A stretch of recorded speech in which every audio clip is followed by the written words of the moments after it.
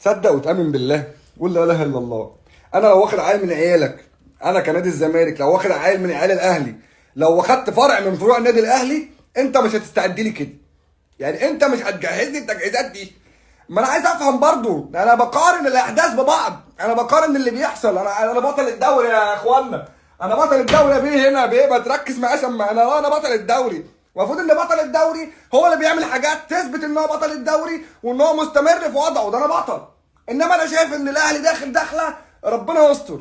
انت لعبت ماتشين ودقيقتين، ماتشين 5-1 و7-1، مجموع المباراتين 12-2 مع حسين عموته بالهيكله الجديده باللعيبه الجديده. عايز تلعب برشلونه ليه؟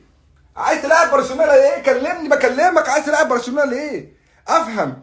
رحت عملت عقد شراكه مع فودافون هو الاعلى في تاريخ الكره المصريه، ميسي وكابتن محمود الخطيب.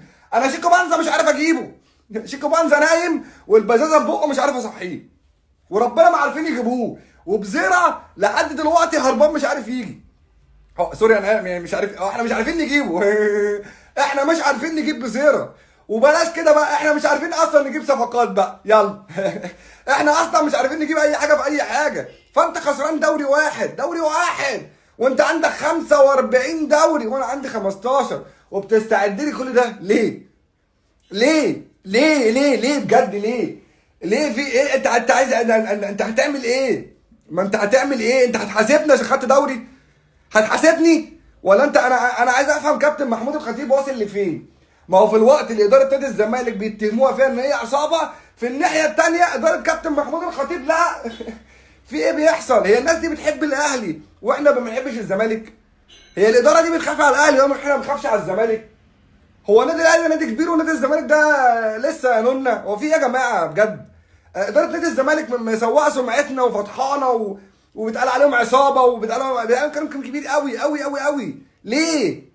ليه كل ده؟ الكركبه دي كلها حصلت من ايه؟ كابتن محمود الخطيب قال ايه خلى الدنيا ولعت عندنا كده؟ ما واحده واحده اخوانا على بعضينا. ده احنا بنلعب في الدوري المصري، احنا بنلعب فين احنا؟ والله بجد احنا بنلعب في مصر.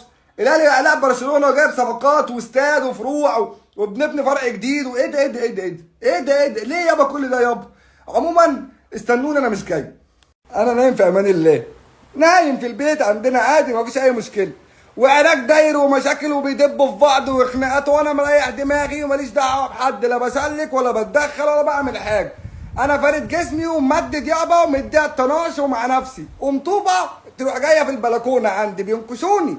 بيحضرك، هو عايزك تنزل تتعارك. ما احنا نزلتنا حمله بقى، معلش مش قوي كده بس ماشي. المهم يعني طلعت فتحت باب البلكونه، اول ما طلعت ببص كده من البلكونه لقيت ناس ياما قوي واقفه ومعاها عركه ودايره وبتاع، وكله بيقول لي انا ماليش دعوه. قبل ما اتكلم اخوانا مين اللي حدف الطوبه؟ كله واقف يقول لي انا ماليش دعوه، انا ما عملتش حاجه وربنا ما كلمتك، انا ما جيتش ناحيتك، انا وشي كان هنا، واللي يقول لي انا وشي كان هنا. كل واحد بيتكلم، كله بينكر. انا يعني استكشفت ايه في الموضوع ده؟ ان هم خايفين مني. ده رعب، رعب. هم خايفين مني لان عارفين نزلتي حمله.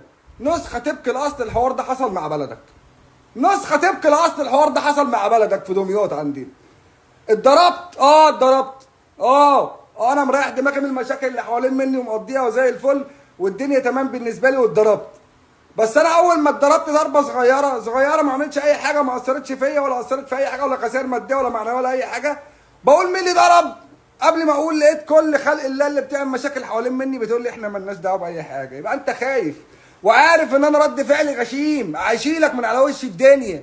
الفيديو ده انا عامله مش عشان حاجه والله، انا عامله عشان المواطن يعرف ان بلده مسببه رعب للناس، مخوفاهم. قال لك مصر الاخضر باليابس بالجلع باللابس، يلا هيخلص. رد الفعل بتاع مصر ايا كان انت انتماءاتك، رد الفعل بتاع مصر غبي، غبي. وهم يعلموا الكلام ده تماما، فهم خافوا منك وقالوا ان مفيش، ان احنا ما عملناش فما سويناش، ما بره عني الحوار ده حصل. احنا ما شفناهاش والله، ما حصل يا ابني. انت بتتعاقب. قالوا والله ما جيت جنب، انا ما اقدرش، انا اقدر اجي ناحيتك؟ ما هو لو واحد فيهم ذكر قال انا اللي عملت كده، يا نهار ازرق ومنقع.